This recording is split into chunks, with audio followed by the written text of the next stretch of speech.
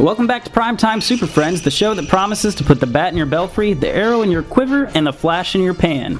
In case you're wondering, this episode is a little late this week because we got blasted by Victor Freeze and all of his white substance. Why can't it be Captain Cold? It's snow. Why can't it be Captain Cold? Because that would relate to the shows.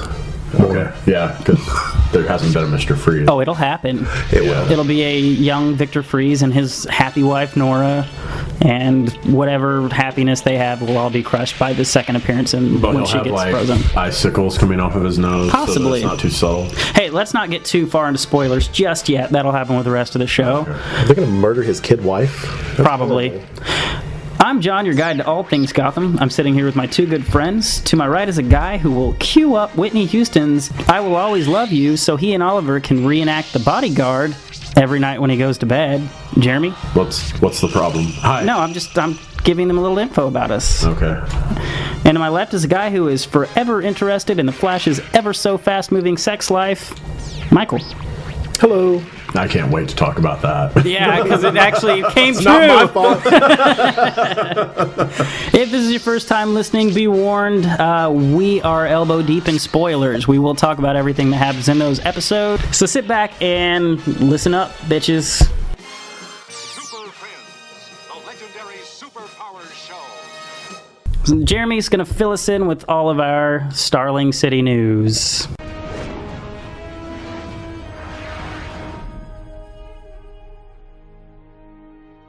All right, we jump right into it this week with we see Sarah kicking the absolute shit out of Laurel, calling her a selfish bitch, among other things. Before we even get the opening title. After the opening title, we see 48 hours earlier, and we've got Arrow and Arsenal chasing down one of their, run-of-the-mill baddies. Canary appears out of nowhere and beats the fuck out of this guy. And, of course, Arrow is like, what the fuck are you doing, you crazy bitch? And we get back to the Arrow Cave where we've got some infighting about the fact that Laurel's out there risking her life. And basically everyone seems to be on board with it at this point except for Oliver. Malcolm Merlyn shows up in the Arrow Cave and he wants to bring Thea in on everything, wants to let her know what all is exactly going on, and basically that means Oliver revealing his secret identity to her, which he just says she's not ready for.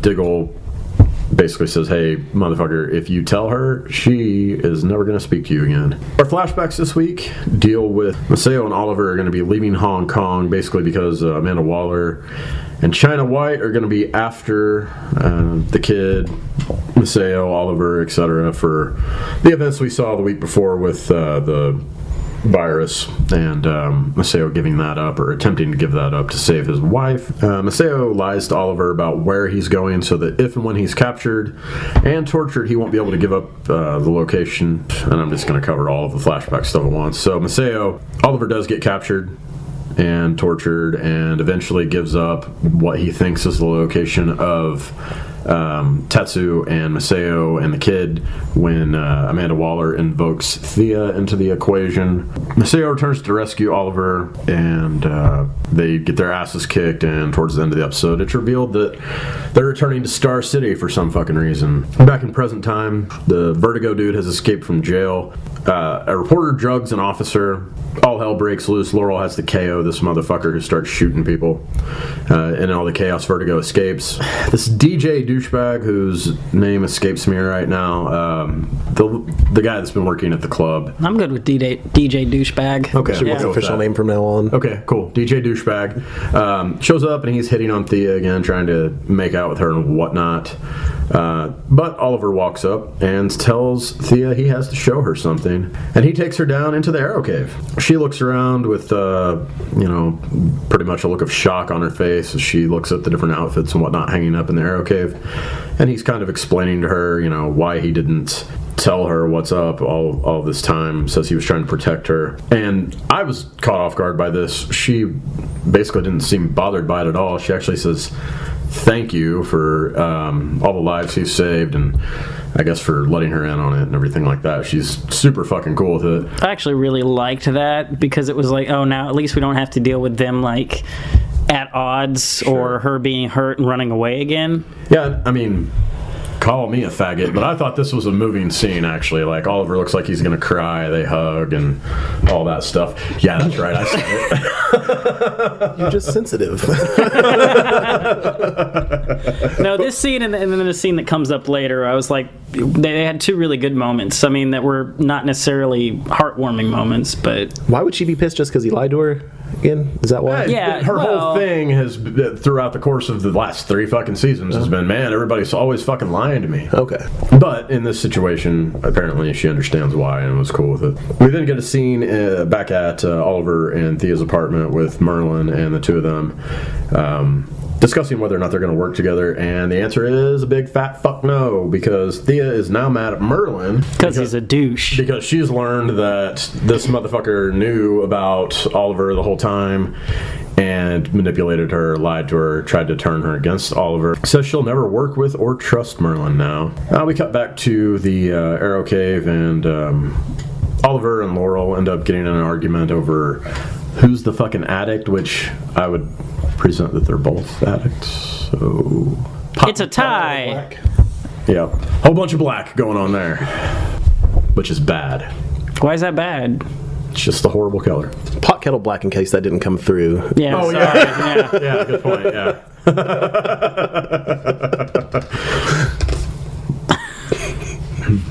Yeah, Diggle might take exception to that, right? Arrow and Arsenal track down the reporter who drugged the police officer that helped Vertigo escape. Basically, he says he did it because Vertigo had threatened his wife. Dude is rigged with a bomb and says, you know, I have to kill you guys or he's going to fuck up my wife. Maybe fuck her too. I don't know. I don't know what the dude's into. The bomb blows up and presumably kills this dude as Arrow and Arsenal dive out the window and land on a car below. We see Vertigo. He seems to have think the bomb worked and killed these two heroes. He hasn't watched enough movies. You can jump out of a window or just into the air in front of any explosion and you're fine. That's what I plan on doing if I ever get caught in an Oh, explosion. fuck yeah. Let's jump out of a window. Yep. Yeah, absolutely. Well, no, you don't even have to jump out the window. That sounds fucking painful. You just have to jump in the air. Oh, and then, yeah, everything You becomes just get slow blown motion. forward a little bit and you're fine. You know, maybe like break a leg or something, but... Sure. I don't think that really works, though, so please don't try that. Fucking try it. We need stories for pub talk, right? Yeah, I almost said something really horrible. No, go ahead. Why didn't they do that in the Murrah building? Oh, shit. No, edit. You have to edit that out. That can't be a thing. I had that thought about 9/11. Wow. We both withheld. It's got to be bad. I did. As I was saying that, I was like, they should have just done that on 9/11. Just jump in the air as the building's falling. Oh, okay. Can we move on? Because you have to edit all of that out. No, I don't. Yeah, you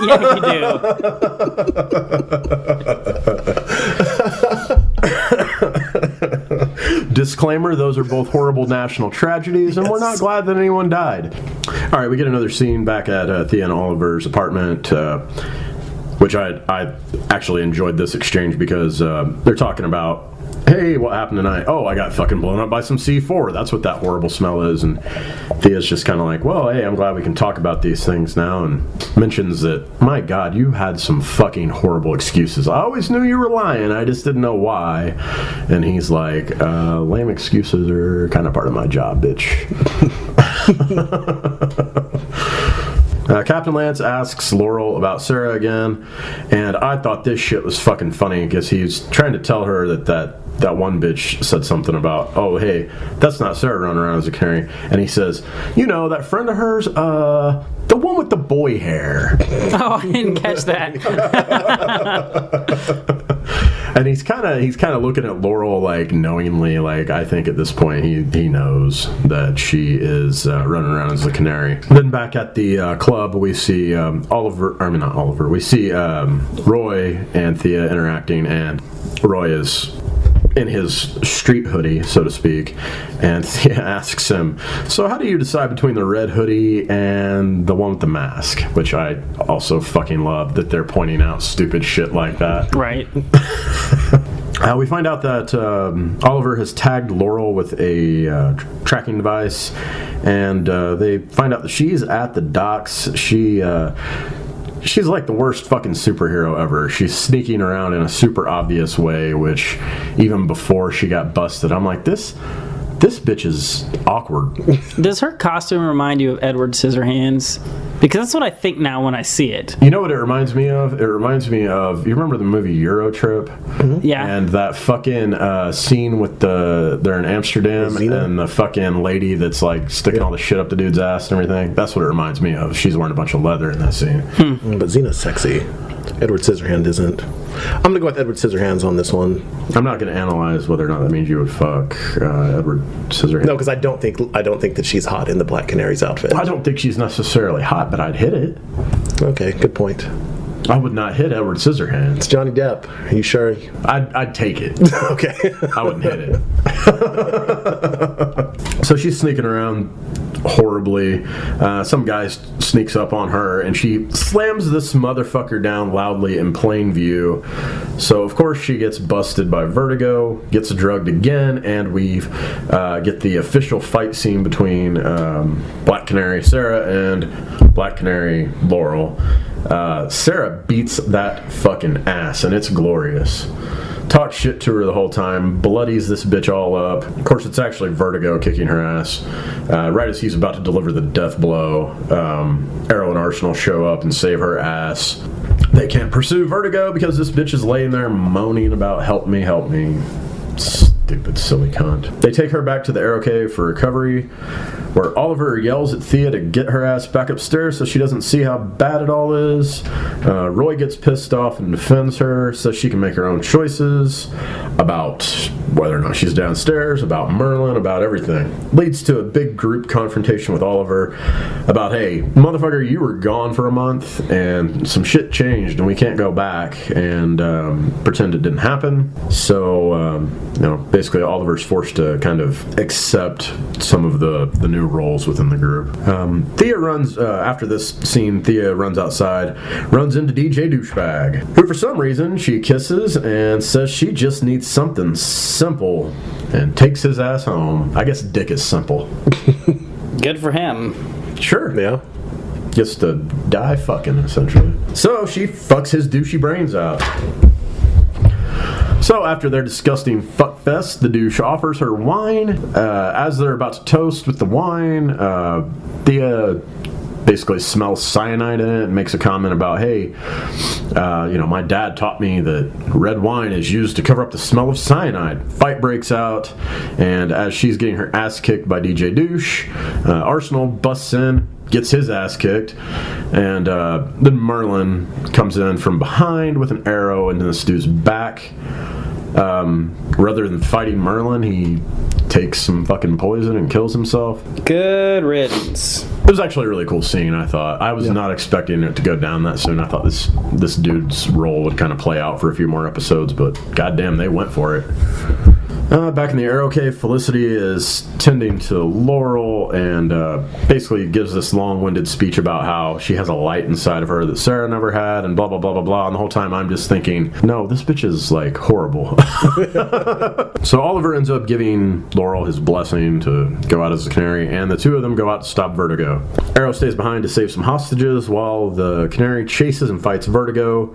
Once again, hallucinates that she's fighting Sarah. This time she also sees her dad, Captain Lance, choking her the fuck out and screaming at her about how dare you not tell me that Sarah's dead. But of course she overcomes her mindfuck and beats the shit out of Vertigo. So after the big fight scene, Laurel heads to the police station and she tells Captain Lance she's got to tell him something big, and he says, hey bitch, I know you're the canary.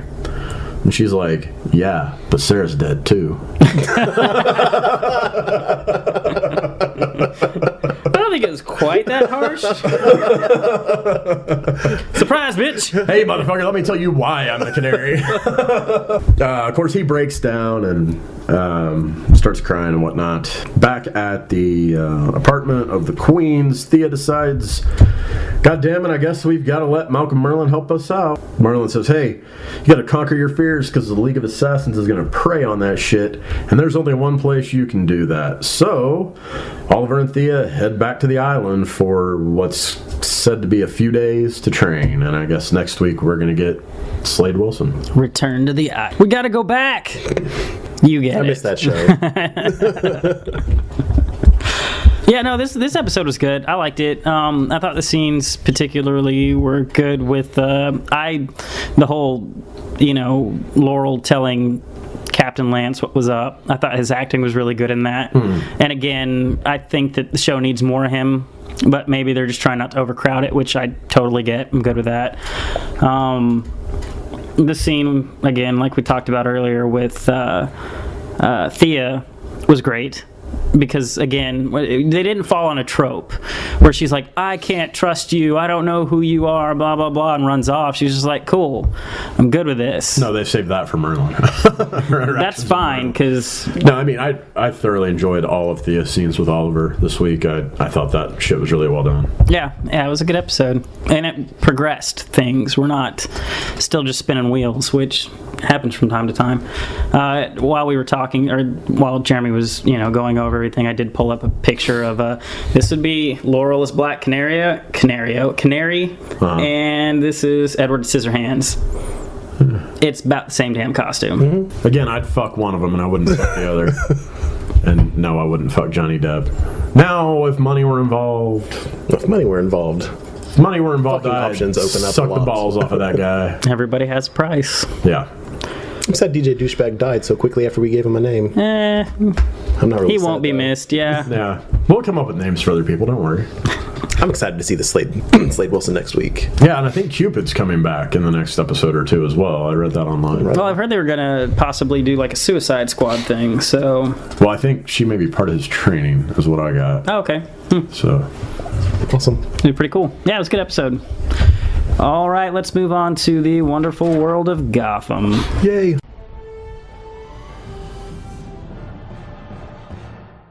All right, so on Gotham this week, it's like we talked about last week. It'll give us some confidence in the show, and then it just totally kicks us in the balls. Battered wife syndrome. We start things off with Fish Mooney as she wakes up in Fight Club. Oh my God.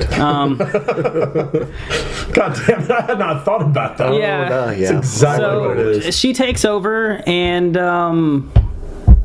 that's it. We're not going to talk about it. It's Fight Club. She takes over. That was her whole story this week. It's not worth expanding on. Stabbed a motherfucker in the neck. Bunch of pussies in Fight Club.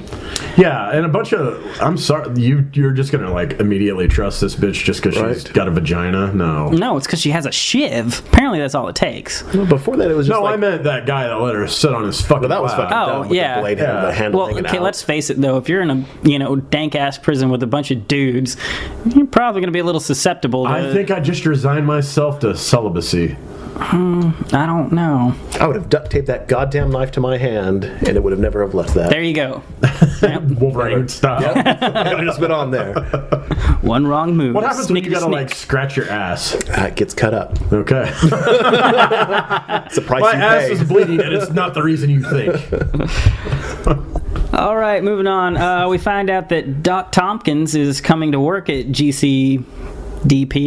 Is it DP? Deep Gotham City. penetration? No. GCPD. I got it backwards. No, I Anyways, think you had it right. Yeah. that is now the, I guess, euphemism for the show. She's going to be the new medical examiner.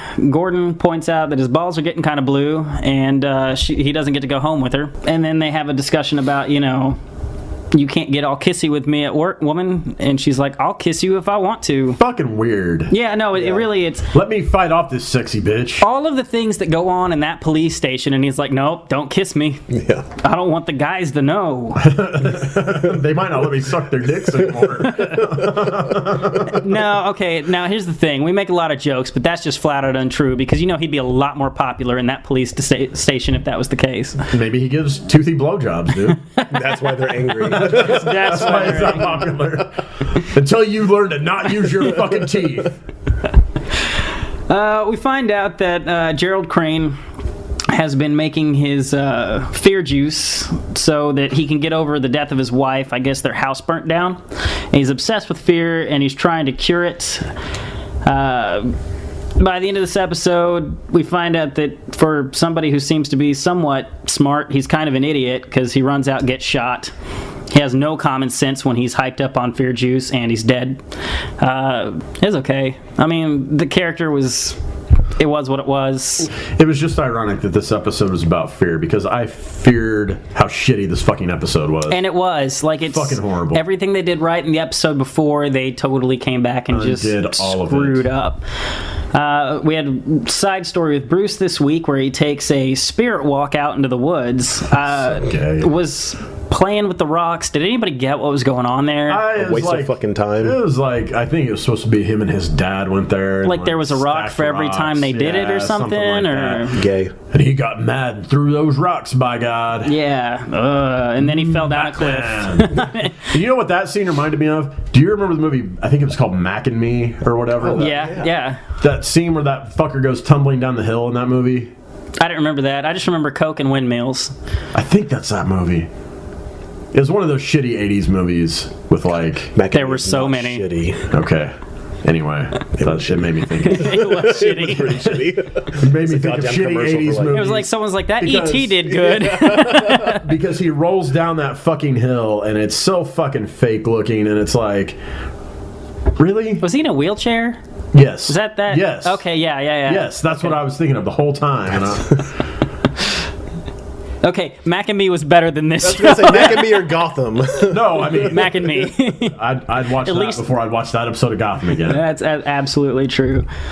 I'd waste an hour and a half of my life before I'd waste an hour or 42 minutes or whatever it is on Gotham. Well, by the end of all this, we see, Bruce breaks his leg or at least twists his ankle whatever. God. I was getting there. I was bringing it back around. Anyways, Alfred comes in, saves the day, and then they have like a nice father-son-ish moment and watch the sunrise. It wasn't bad, and it was minimal. I can deal with that. It was stupid. But it was one of their weaker side stories they've had. Batman don't give a fuck about a sprained ankle. He's got to learn not to give a fuck first, doesn't he? Not in this show. He just knows. Yeah. That's Motherfuckers having board meetings and shit. One of the things that really got me this week was we had more Jonathan Crane, which the story didn't really make a lot of sense to me, other than the fact his dad's trying to teach him not to be afraid of anything. Essentially ODs the kid on this fear juice, for lack of a better term, and by the end of it, he's in a constant state of terror, and he sees scarecrows. Yeah, runs into a field and runs into, guess what? A scarecrow! Holy shit, Gotham, you're so subtle. And that was the thing. That was one of the things I complimented last week, was it's like we had this brief scene with him, and it was like, I was like, that's perfect. You need no more than that. Yeah. It's your fault. Yeah. Slap you over the head with a like it's my fault. You know they would have done it. They're like, we were too subtle, guys. Did you hear fucking Primetime Super Friends? The goddamn Beat scarecrow them in over the there. head with a scarecrow right now. Yeah. So anyways, I guess he's stuck in the hospital until, I don't know, Seeing scarecrows. Batman and comes yelling about it. up with some sort of cure that makes him hate Batman. It's neither here nor Fucking stupid. there. Yep. We have And by the way, how about a little fire scarecrow? I'm just saying, all that fire around him. Yeah. That was the absolute Wizard of Oz. Yeah. I was. Yeah, we're done with that. Let's move on. I don't even want to talk about it. It just makes me sad. Garbage. Penguin this week, we saw he was whining to Falcone. Falcone's like, just shut the fuck up. Fix up this nightclub. It's yours now. And, of course, Penguin gets big for his britches like he always does. I thought it was ironic that he has the umbrella as his symbol for the nightclub, given that was the thing with Fish, was he was the umbrella guy, and he hated her for it. So That's why it'll eventually evolve into the iceberg lounge. yeah, and they should have just gone there from the get-go. I'm okay with them evolving it from there. Penguin ends up going to the police station, decides he's going to invite Gordon. He's like, because we're buddies, blah, blah, blah. That was neither here or there. Actually, one thing I did take away from this, I liked the interaction between Riddler and Penguin, because Riddler was just like, I'm better than you, or yeah, Penguin was like, I'm better than you, and the Riddler was just really weird. I don't know. I was okay with it. Yeah, I liked it. Yeah, I thought it was pretty good. And it was kind of like a, throwaway but funny moment. It was a meet cute. Yes. Like Gotham. There you go.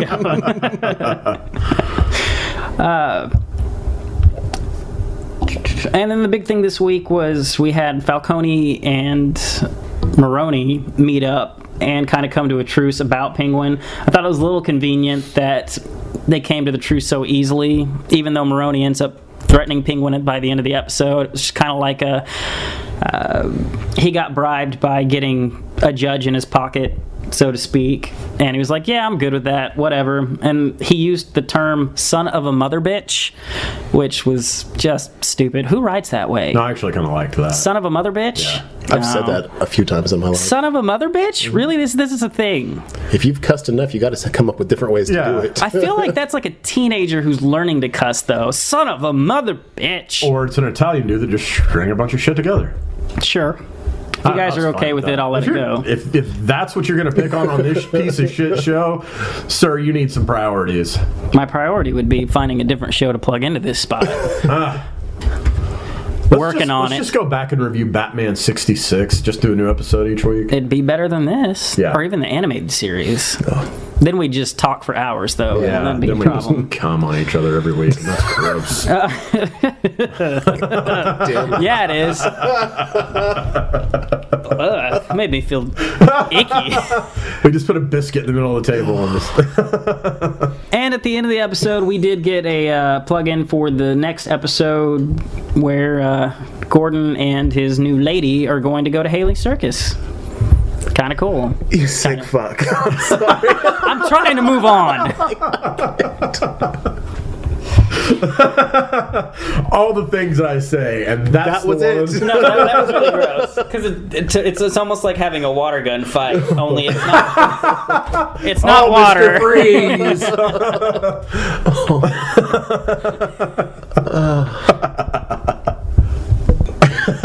Just picturing a soggy biscuit too. Because you said a all right. Let's. So yeah, you guys That's thoughts not country gravy. Anybody else have any thoughts on this episode? Fucking suck donkey dick. Yes, it did. Michael, he's too busy thinking about biscuits and cum. So that's going to do it for Gotham. Next up, Michael, once he gets over this mental picture he has, is going to tell us all about The Flash this week.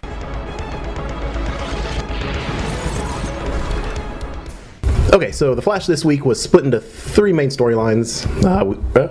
Voice cracked. Awesome. God damn it, when does that end? For you, never. I don't know, for me, puberty ended at about 18. I can't say anything. My voice cracked until I was like 24. So this week we had interactions between Barry and Linda Park. We got balls deep in Firestorm, and we had a little buddy cop action with Cisco and Joe. That sounds Somebody got balls deep in this episode, or at least attempted. Yeah. So, of course, first off, I'm going to start with the sexy, or most of the sexy this week. So we started with Barry struggling to find balance between being the Flash and dating Linda. Twice he has to speed off to help the community during their first date, making it back just in time to qualify for a second date and possibly some sex. A little more than possibly. Yeah. A point that Cisco brings up back at Jitters, adding fuel to the question burning in all of our minds. Caitlin, too, I might add. She was getting in on the talk. Yeah. What happens when the Flash fucks? Is it going to be super fast? They literally talk about that. So what you're saying is we are a precursor to this episode. I swear to God, they're listening. They are. And just because you motherfucker said the Deviant reads this story, this show is all about the sex. It has nothing to do with This me. one Yeah, was. no, I mean, It was straight up fucking. I laughed through this whole thing because I knew where this was going. yeah. We've been there for When Cisco was like, no, really, I mean, it might be really quick. better think of dead puppies. Lots of dead puppies. and baseball. Like, God damn it, they've been listening. So we almost find out as things get hot and heavy on the couch with Linda, and he uncontrollably gets his vibration on. By her reaction, Linda would have thoroughly enjoyed it, but Barry gets freaked out to text for help and is gone in a flash. And what they don't talk about is he should have just fucking came on her because he's got super recovery powers and he could have gone again quick enough that she wouldn't have known. Yeah, it's gonna happen. Just be like, hey, sorry, my juice box exploded. Gross juice box. Juice box that can get you pregnant. Isn't that how you get pregnant? No. No, squirt but your we'll, juice we'll box. talk after this episode. thank Into a woman's belly button. Fuck. Oh, I just got a really bad visual of what your sex life is like. Hold still. Oh shit, we better wipe that up. We don't want to have babies. I used apple today. No, I use purple. Whatever. Nice. We get a quick scene between Linda and Iris back at work about what's going on with Barry in regards to his relationship awkwardness. And Iris pretty much drops that Barry is hung up on her. And them being more than friends. This causes Linda to end things with Barry, causing him to put trifling ass Iris in her place, calling her out for not wanting to be with him, but clearly not wanting him to be with anybody else. You cunt. Yeah, she was a woman. Let's face Well, it. fair enough. She apologizes and promises she only wants him to find happiness. Barry then turns his attention back where it should be, getting into Linda's pants or dress. She's wearing a lot of dresses this episode. Give a fuck, just get into her vagina. Yes. You don't, I will. In my mind. I was going to say, let's see how that works out for you. Earlier in the episode and during their first date, Barry bitched out during a spicy taco challenge. So to prove how bad he wants to go out with her, he eats a ghost pepper in front of her coworkers, successfully getting back in her good graces and bettering our chances of the Flash finally getting to bust that freakishly fast nut. All right, so next up I'm going to cover a bit of the Firestorm story we had this week. It starts out by him going to visit an old schoolmate of Martin Stein's to help with the whole multiple personality fire problem. We find out that Barry interacted with Stein on the day of the particle accelerator explosion while riding the train.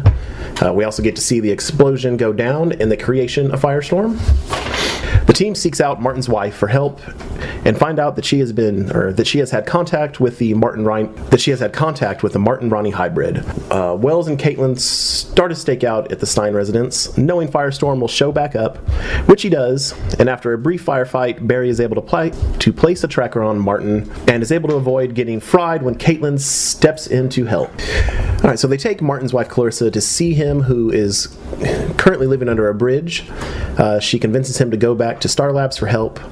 Back at the lab, they find out that Stein believes he can separate himself from Ronnie using nuclear fission, and Caitlin begins to run tests on him. During the tests, we find out that while Stein has control, Ronnie's memories are still present. We also find out that Firestorm's unstable internal struggle, plus science, mixed in with him trying to separate the two, could lead to a nuclear explosion. Can I just say pre-makeover Martin Ronnie or whatever drove me freaking insane. Like, I hated the, like skeezy talking where he was like, yeah, trying to communicate with him, yet he gets cleaned up and all of a sudden he can talk just fine. Yeah, that was weird. Yeah.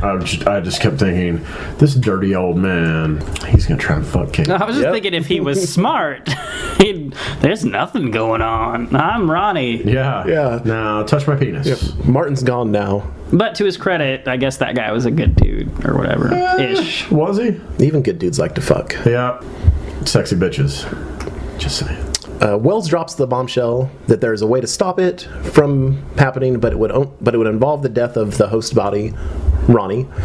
Caitlin is having none of that. No, Caitlin is having none of Wells' defeatist attitude and demands that he finds another way to save Ronnie with what little time they have. I enjoyed the fact that he was gonna just explode from the inside. Mm-hmm. Wait. Because he hadn't gotten a fuck in so long. Is that what it was? That's what I thought. It starts at blue balls. If I had been married to Caitlin and I couldn't fuck that bitch for however many months it's been or a year or whatever it's supposed to have been, I might explode as well. Because, he probably can't jerk it, right? Because it'd just shoot fire. Or his hands won't, I guess. I would think that would give a dude some sort of confidence, though. Having fire dick? Because, yeah, well, I mean, like, you've got to think. When man creates fire, it's a big damn deal. I have created fire. You can create fire with your dick. Yeah, but you can't put that in a woman. You can. It'd be painful. Well, okay. You could put it in a woman once. It's like that Daffy Duck thing. It's a trick. I can only do it once. Yeah. Okay, so Caitlin saying this leads Wells to his secret future room where he grabs his tachyon thing in an attempt to create a device to help split Firestorm into two. Grabs his tachyon thing. Sounds like he grabbed his robot dick or something. Yeah, that's what is in my mind. But it was kind of tiny. I think it's though. like removable. It's tacked on, tachyon thing. Nice. Gideon lets Wells know that whatever his own nefarious plans are will be delayed by doing so, but Wells goes ahead with creating the device with Cisco because his plans don't mean shit if the city is wiped out in a nuclear explosion. I'm going to jump over to the buddy cop action this week between Cisco and Joe. Come back to the Firestorm stuff later. Joe enlists the help of Cisco this week on a hush-hush investigation into the death of Barry's mom. So secretive, in fact, that Dr. Wells and Caitlin can't know anything about it. They're going to check out Barry's old house for any new clues. And in pretty fitting fashion for the show, a seemingly sexually repressed divorcee named Sherry Forgot about that. resides at the murder house and has an apparent craving for Joe's long dick dong. I feel like it's a song that Munchkins would sing on a really bad porn set. Dick dong. At one point, while Joe and Cisco are re-examining the room, Sherry pops up in a tight black dress, offering up some liquor, and Cisco doing Cisco lets Joe know that he will not judge him. Will not judge him if he taps that ass. Joe can't deal with the temptation and sends Sherry off to the movies so they can look into a clue that they have found that may break the case wide open. A mirror still in the house from the night of the murder. Now, if you're like me and you didn't know that mirrors can take pictures, but thanks to Cisco and science, now I know. Old mirrors, pictures, had no clue. Dude whips up a 3D projector for this mirror, and we get a glimpse into the night of the murder. Through several snapshots, we see the man in yellow clearly being chased by a man in red that looks a lot like Barry that they ignore because they notice something much smaller that resembles blood splatter.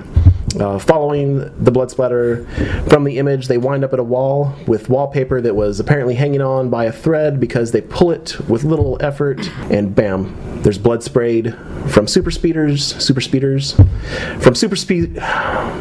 This sounds so fucking filthy. Sorry. Splatters all over the wall. Yeah, blood from super speedsters of yesteryear, prime for scraping and analyzing. And it's going to be berries, right?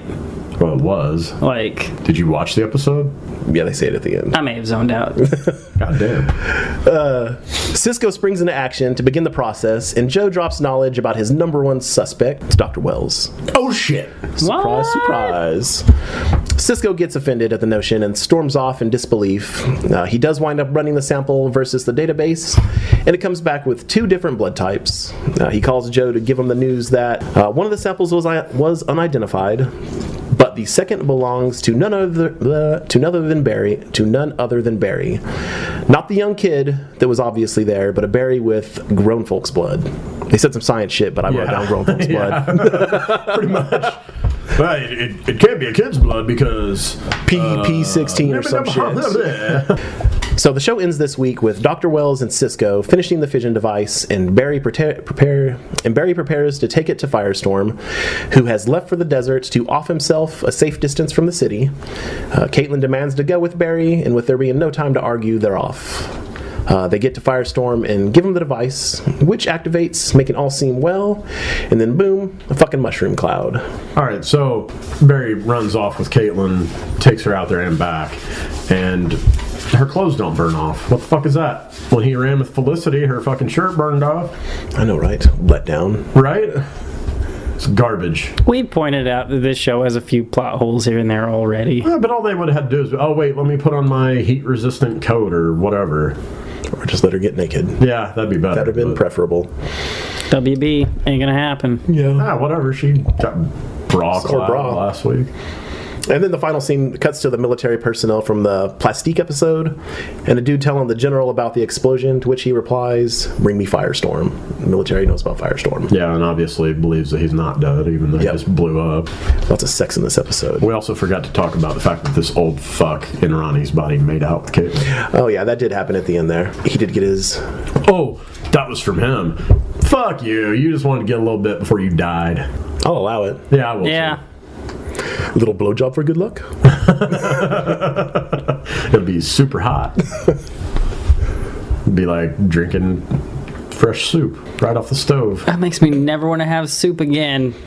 Clam chowder. Ever. Oh, there it went. Horrible visuals already, thank you. All involving semen. Hey, you're welcome. Good episode. Yeah, good episode. Yeah. God damn it. Clam chowder. That's going to do it for another episode of Primetime Super Friends. If you want to contribute to the show in any way, you can reach us on Twitter at PrimetimeSuper. You can shoot us an email at primetimesuperfriends@gmail.com. If up close and personal is more your style, you can find us each individually. I'm at Raging Leprechaun. Jeremy? At Legendary Jeremy. And Michael? At the African81. Thanks for listening, and until next time, stay super, bitches. And listen to Pub Talk. Soggy biscuits.